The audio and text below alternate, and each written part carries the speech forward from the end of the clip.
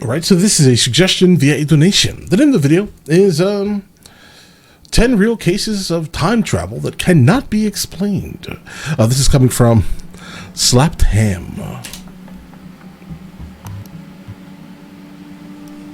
How you doing? I'm Callan and this is Slapped Ham. Today we're talking about weird cases of time travelling. From a time traveller who passes a lie detector test to a man from the future who earned a fortune on the stock market. Join us as we take a look at 10 real cases of time travel that can't be explained. Let's go. In February 2018, a man who claimed to be a time traveller underwent a lie detector test on camera. The man, only Administrated by who? known as Noah, said he was from the year 2030 and made several predictions for the near future.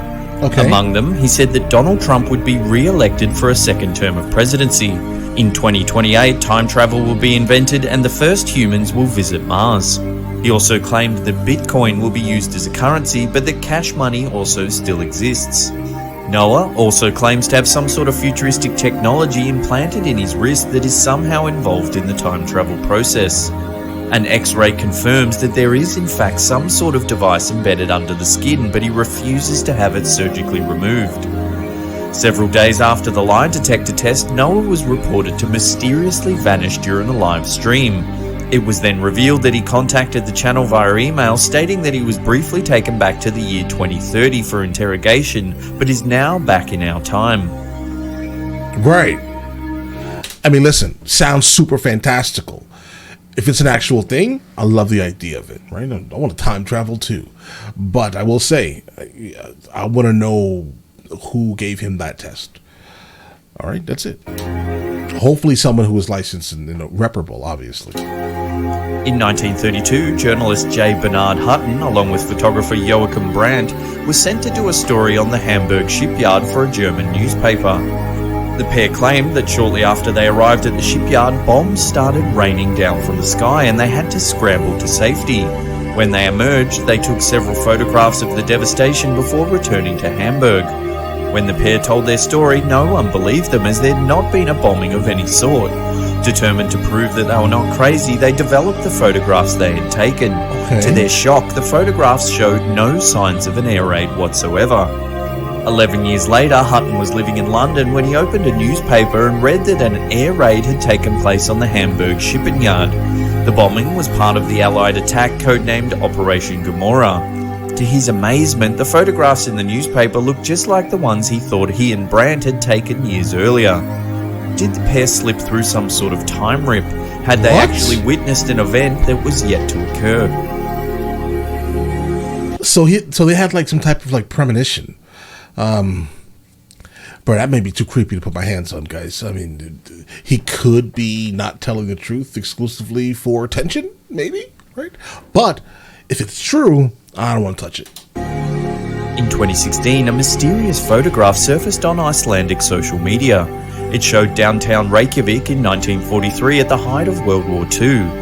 In the foreground, a group of American GIs can be seen standing outside a taxi station, as well as a man leaning against a window who appears to be talking on a mobile phone. That's exactly what he's doing. Long before they even existed. Right. Originally posted to a Facebook group by Christian Hoffman, it quickly began to attract attention across the internet. The photo was so convincing that many people said it was irrefutable proof that time travel must exist. While others thought that it showed that the mobile phone must have already been invented and in use in Iceland by the 1940s. What do you think? Is this man from the 1940s This man is literally talking on a cell phone. really using a cell phone?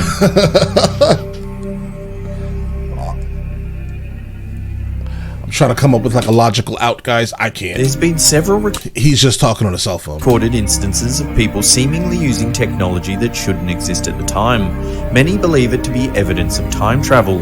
This footage of a woman exiting a DuPont factory was taken in 1928. If you look closely, it appears that she's talking on a mobile phone. A flip phone. This footage was taken from the opening of a Charlie Chaplin film in 1928.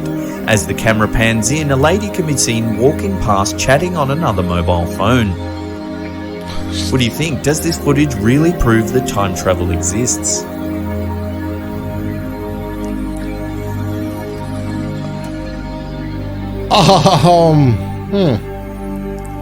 You never know. Okay, maybe it was like one of those old handheld radios. I have no idea when they came out. Maybe she was just walking and listening to music in like a super old, ancient, like handheld radio. Guys, keep in mind, like we had these handheld TVs like in the 80s, guys, right? I mean, I wouldn't say we because I was probably 3 by the time the 80s were done. But either way, right? They had like these handheld devices, right? Who knows? It may have been a handheld radio. She was listening to her favorite, I don't know, music. Now famous black and white photo was taken on the day South Fork Bridge reopened in Canada in the early 1940s. Take a look at the man in the middle right of this image. He's wearing a pair of modern sunglasses, a hooded jumper and a logo printed t-shirt. If this is a real time traveller, why has he travelled to the 1940s to witness a bridge reopening in Canada?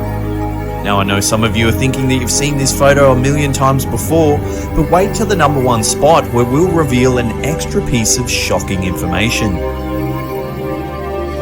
He has a camera in his hand. They This obviously photo was taken existed. after Brazil's triumph over Czechoslovakia in the final of the 1962 FIFA World Cup. The man holding the trophy is Brazilian player Garrincha, who was voted player of the tournament.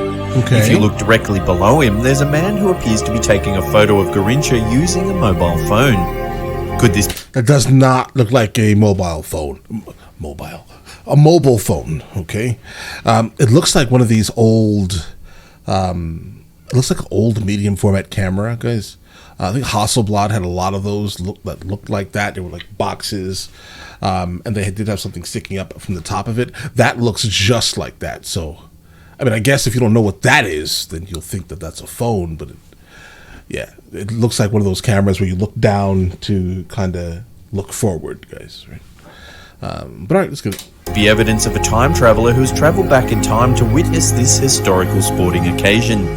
It looks just like that, bro. In And they were, 1901, and they were around that time. and Mobley They had like 2 lenses on the front of the camera. and Eleanor Jourdain, 2 professors from St Hugh's College in Oxford, England, travelled to France to visit the Palace of Versailles. As they were walking around a small chateau within the grounds known as Petit Trianon, the pair claimed that something very strange happened. They said they were suddenly surrounded by people dressed in 1780s period attire, and that Marie Antoinette herself was sitting on a stool in the gardens. Seemingly impossible, as Antoinette, the last Queen of France, was found guilty of high treason and beheaded by guillotine in 1793. The pair then claimed that everyone mysteriously disappeared just as a tour guide approached them. In 1911, the 2 professors wrote a book titled An Adventure, under the aliases of Elizabeth Morrison and Francis Lamont, that described in detail their bizarre experience. Because of the credibility of the authors and the grounded accounts of which they told their story, it is widely regarded as one of the best pieces of evidence that time slips may actually exist. Pass. Did Mobley and Jourdain experience a time slip, or was it some sort of strange hallucination? Right. That's maybe they took some absinthe or something, and they just dreamed that all up. Let us know what you think could have happened in the comments section below. I don't believe it. In 2008, archaeologists opened a sealed tomb in Guangxi, China that supposedly hadn't been disturbed for more than 400 years. So then why did you disturb it? All right, let's get it. Inside the coffin, they discovered a small wristwatch with the time frozen at 10:06. On the back, the word Swiss was engraved. The first wristwatch, however, was not made until the 1800s, which makes the discovery in Guangxi so baffling. Was the watch left behind by a clumsy time traveller, or could it just be an elaborate hoax? An elaborate hoax. I'm going to go ahead and take that, guys. Yeah, because that doesn't make any sense. It's too much for my brain to handle right now.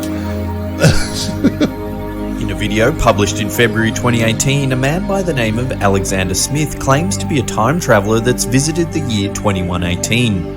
In the video, he says that he's actually one of the first people to ever use time travel technology as part of a top-secret CIA mission in 1981. He goes on to say that a group of unnamed people were looking for him and that he was living in hiding. Among other things, Smith claims that by the mid-21st century it's become widely known to the public that intelligent alien life exists. He goes on to say that they've been visiting Earth for a long time and that the government has been keeping it a secret. Yeah, I believe this. He also says that while walking around in the year 2118, he came across a statue of a man named Janu Oliver Beck, who he later found out would become President of the United States and is somehow assassinated. At the end of the interview, Smith reaches into his jacket and produces a photo of a city he claims he took while visiting the year 2118. He then mentions that the reason the image is slightly distorted is due to the time travel process.